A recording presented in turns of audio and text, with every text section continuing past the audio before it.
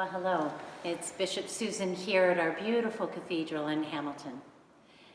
This is a busy and profound season for Christians around the world.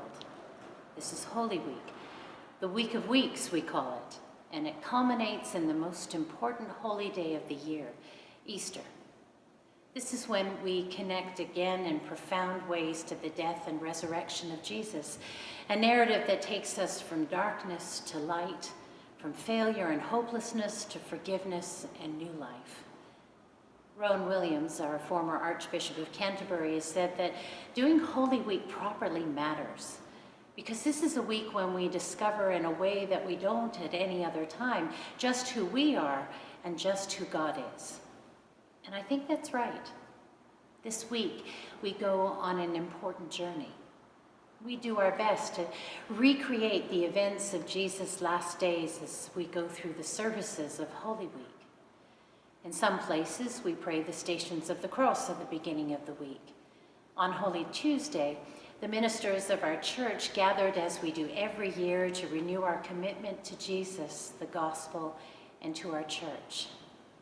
We also bless the oil we minister with in that service, oil that reminds us that we are there to anoint people in the name of Christ and to bring healing to one another and to bring us out of isolation from each other.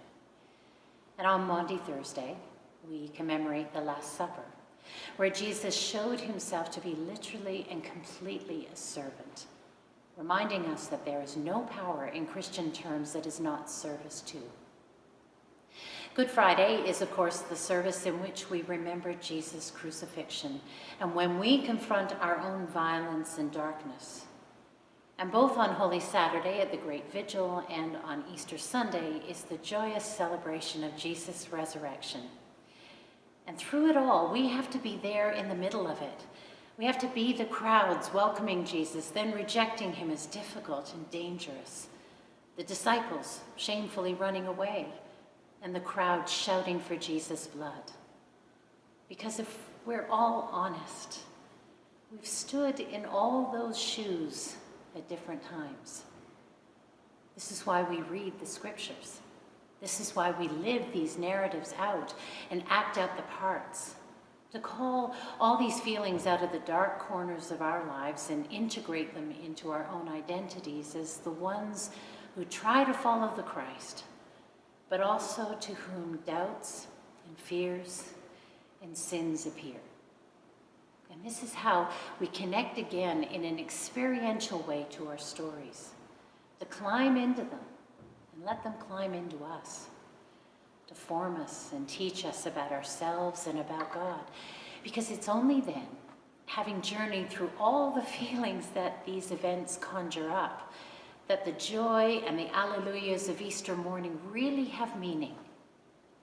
It's through this journey that we begin to understand that love wins every time. Every time. The resurrection comes as vindication and glory, and Easter love triumphs and brings with it praise and gratitude and wonder and hope and possibility. And so as you make your way through this week of weeks, I pray for all of you a blessed journey, and when you come to it, a very happy Easter.